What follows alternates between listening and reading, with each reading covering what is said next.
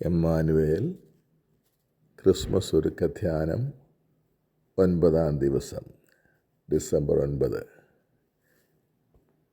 ഇന്നത്തെ വിചിന്തന വിഷയം രക്ഷയുടെ വാഗ്ദാനം മനുഷ്യൻ്റെ സൗഭാഗ്യാവസ്ഥ പുനഃസ്ഥാപിക്കാനുള്ള ദൈവത്തിൻ്റെ സ്നേഹ പദ്ധതി എന്നാണ്.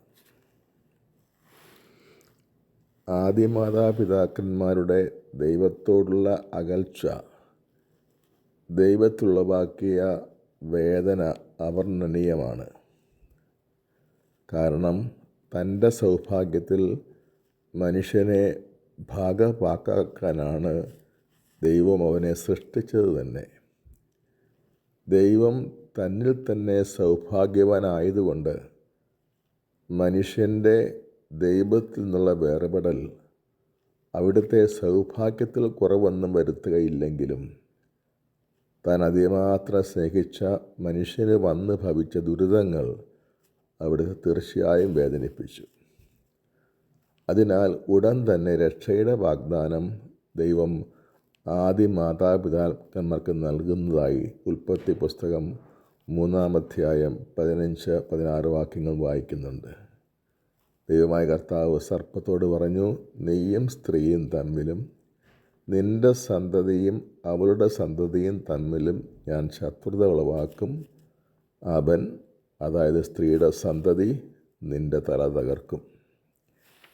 ഈ തിരുവചന ഭാഗത്ത് സ്ത്രീ എന്ന് ദൈവം പരാമർശിക്കുന്നത് പരിശുദ്ധ കന്യക മറിയമാണെന്നാണ് അവിതർക്കിതമായ പണ്ഡിതമതം.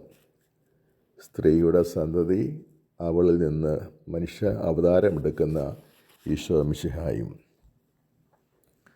ആദിമ സുവിശേഷം എന്നാണ് ഈ തിരുവചന ഭാഗത്തെ വിളിക്കുന്നത്. കാരണം രക്ഷ വാഗ്ദാനം ചെയ്തപ്പോൾ തന്നെ രക്ഷ സമാരംഭിച്ചു കഴിഞ്ഞു. പിന്നീടുള്ള പഴയ നിയമകാലം മുഴുവൻ രക്ഷകനിൽ പ്രത്യാശ വെച്ചുകൊണ്ടുള്ള ദൈവജനത്തിൻ്റെ ഒരു തീർത്ഥയാത്രയായിരുന്നു. ആദ്യ പാപത്തിനും രക്ഷാവാഗ്ദാനത്തിനും ഇടയിൽ അകലം ഒട്ടുമില്ല എന്ന വസ്തുത എത്ര വിസ്മയകരമാണ്. സ്വന്തം കുഞ്ഞ് അബദ്ധത്തിൽ ചെളിയിൽ വീണാൽ ഉടൻ തന്നെ അമ്മ അതിനെ ശുദ്ധജലത്തിൽ കഴുകി വെടിപ്പാക്കുന്നത് പോലെയാണത്. പാപത്തിൻ്റെ വിനാശത്തിൽ നിന്ന് മനുഷ്യനെ ഉടനടി മോചിപ്പിക്കാൻ വെമ്പൽ കൊള്ളുന്ന ദൈവത്തെയാണ് ഈ രക്ഷാവാഗ്ദാനത്തിൽ നമ്മൾ കാണുന്നത്. ആദിമാതാപിതാക്കന്മാരുടെ പാപത്തോടുള്ള ദൈവത്തിൻ്റെ പ്രതികരണമാണ് മനുഷ്യാവതാരം എന്ന രക്ഷാപദ്ധതി. സ്ത്രീയുടെ സന്തതി നിൻ്റെ തല തകർക്കുമെന്ന് ദൈവം അരുളി ചെയ്യുമ്പോൾ ദൈവപുത്രൻ്റെ മനുഷ്യാവതാരം അവിടുന്ന് നിശ്ചയിച്ചു കഴിഞ്ഞു എന്ന് സ്പഷ്ടമാണ്. കാലത്തകവിലാണ് അത് യാഥാർത്ഥ്യമായതെങ്കിലും അതിനുള്ള മുന്നൊരുക്കത്തിന് പറുദീസായിൽ തന്നെ തുടക്കം കുറിച്ചു.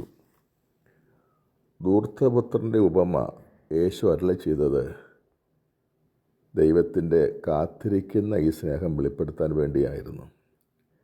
എല്ലാ സൗഭാഗ്യങ്ങളും ഉണ്ടായിരുന്ന പിതൃഭവനത്തിൽ നിന്ന് ഇളയ മകൻ അവകാശം നിർബന്ധമായി പിടിച്ചു വാങ്ങി പുറത്തു പോകുന്നത് പിതാവിനോട് കൂടെ വസിക്കുന്നതിലുള്ളതിനേക്കാൾ വലിയ ഒരാനന്ദം പുറത്ത് കിട്ടും എന്ന മിഥ്യാധാരണയിലായിരുന്നു. ആദിമാതാപിതാക്കന്മാർ സാത്താൻ്റെ ചതിവചനങ്ങളിൽ വിശ്വസിച്ച് വിലക്കപ്പെട്ട കനി പറിച്ചു തിന്നതും ദൈവത്തെപ്പോലെ ആയിത്തീർന്ന് നിലവിലുണ്ടായിരുന്ന അതിലും കൂടുതൽ മെച്ചപ്പെട്ട ഒരു സൗഭാഗ്യാവസ്ഥ പ്രതീക്ഷിച്ചായിരുന്നിരിക്കണം. എന്നാൽ അനന്തരഫലം 2 സംഭവങ്ങളിലും ഒന്ന് തന്നെ. ധൂർത്തപുത്രൻ അവസാനം പന്നി തിന്നിരുന്ന തവിടെങ്കിലും കൊണ്ട് വിശപ്പടക്കാൻ ആഗ്രഹിക്കത്തക്ക വിധം അധപ്പതനത്തിൻ്റെ അടിത്തട്ടിലെത്തി. ആദിമാതാപിതാക്കന്മാർ അവരുടെ പാപത്തിന് ശേഷം ദൈവത്തിൽ നിന്ന് അകന്നതോടെ അവരുടെ സകല സൗഭാഗ്യങ്ങളും പൂർണ്ണമായി ഇല്ലാതായി അവർ എത്തിച്ചേർന്ന ആ ദുർഭഗ സ്ഥിതിയെ വിശേഷിപ്പിക്കാൻ വാക്കുകളില്ലാത്തതുകൊണ്ട് അധപ്പതിച്ച മനുഷ്യപ്രകൃതി എന്നാണ് പിന്നീട് ആ അവസ്ഥ വിളിക്കപ്പെടുന്നത്. ആദ്യ പാപത്തിൻ്റെ പരിണതഫലമായി മനുഷ്യനിൽ അടിമുടി വന്ന് ഭവിച്ച തകർച്ച വിവരണാതീതമായതിനാൽ അതിനെ അധപ്പതിച്ച മനുഷ്യപ്രകൃതി എന്ന ഒറ്റ വാക്കുകൾ ആ ദുരവസ്ഥ വിശേഷിപ്പിക്കുന്ന മനുഷ്യത്വത്തിൻ്റെ എല്ലാ അംശങ്ങളിലും കാതലായ തകർച്ച ആദ്യഭാവം വരുത്തി വെച്ചു എന്നാണിത് കാണിക്കുന്നത്. മനുഷ്യൻ്റെ ഈ ദുരവസ്ഥ മനുഷ്യരായ നമുക്ക് മനസ്സിലാകുകയില്ല. എന്നാൽ അത് അതേപടി ദൈവം പൂർണ്ണമായി മനസ്സിലാക്കി. അതുകൊണ്ടാണ് അവിടുന്ന് ഉടൻ തന്നെ മനുഷ്യാവതാരത്തെ മുന്നിൽ കണ്ടുകൊണ്ട് രക്ഷയുടെ വാഗ്ദാനം നൽകുന്നത്. ധൂർത്തപുത്രൻ്റെ ഉപമയിൽ വീട് വിട്ടിറങ്ങിപ്പോയ മകൻ തന്നെയാണ് തിരിച്ചു വരാൻ മുൻകൈയെടുക്കുന്നത്. അവൻ്റെ അതിദാരുണ സ്ഥിതി അതീവ സ്നേഹവാനായ അവൻ്റെ പിതാവിനെ പറ്റിയുള്ള സ്മരണ അവനിൽ ഉണർത്തിയതാണ് അതിന് കാരണം. മടങ്ങി വരാൻ മുൻകൈ എടുക്കുന്ന മകനാണെങ്കിലും പിതാവിൻ്റെ വാത്സല്യ സ്നേഹമാണ് അവനിൽ പ്രതീക്ഷ ഉണർത്തുന്നത്. ആദ്യ മാതാപിതാക്കന്മാരുടെ കാര്യത്തിൽ അല്പവ്യത്യാസമുണ്ട്. അവിടെ ദൈവം തന്നെയാണ് മനുഷ്യനെ വീണ്ടെടുക്കാൻ മുൻകൈയെടുക്കുന്നത്. അതിന് കാരണം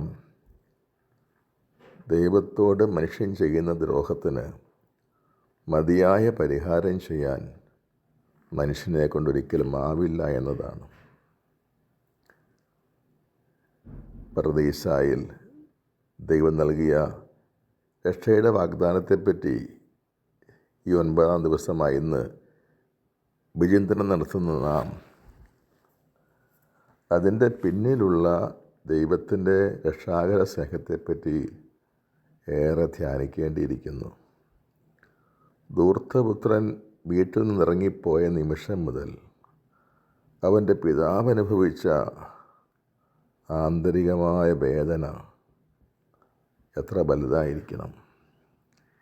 എന്നാൽ അതിനോട് ഒട്ടും തുലനം ചെയ്യാനാവാത്തത്ര അതികഠിനമായ വേദനയാണ് തൻ്റെ കൂട്ടായ്മ വിട്ട് ഇറങ്ങിപ്പോയ മനുഷ്യനെ പറ്റിയുള്ള ദൈവത്തിൻ്റെ വേദന. ദൈവത്തോടുള്ള സ്നേഹബന്ധത്തിൽ നമുക്കിന്ന് കുറവുണ്ടെങ്കിൽ, ദൈവത്തോടുള്ള കൂട്ടായ്മയിൽ നിന്ന് അല്പമെങ്കിലും അകന്ന് നമ്മൾ പോയിട്ടുണ്ടെങ്കിൽ, ദൈവം അതിനോട് പ്രതികരിക്കുന്നത് തൻ്റെ പുത്രൻ്റെ മനുഷ്യാവതാരത്തിലൂടെയാണ് എന്നത് നമ്മളെ വിസ്മയിപ്പിക്കും. ദൈവത്തിൻ്റെ അനന്തവും അപാരവുമായ സ്നേഹത്തെപ്പറ്റിയുള്ള ധ്യാനം ദൈവത്തിലേക്ക് പൂർണ്ണമായി മടങ്ങി വരാൻ നമ്മെ പ്രേരിപ്പിക്കട്ടെ. ക്രിസ്മസ് അഥവാ ദൈവത്തിൻ്റെ മനുഷ്യാവതാരം തിരിച്ചു വരവിനുള്ള ആഹ്വാനമാണ് നമുക്ക് നൽകുന്നത്.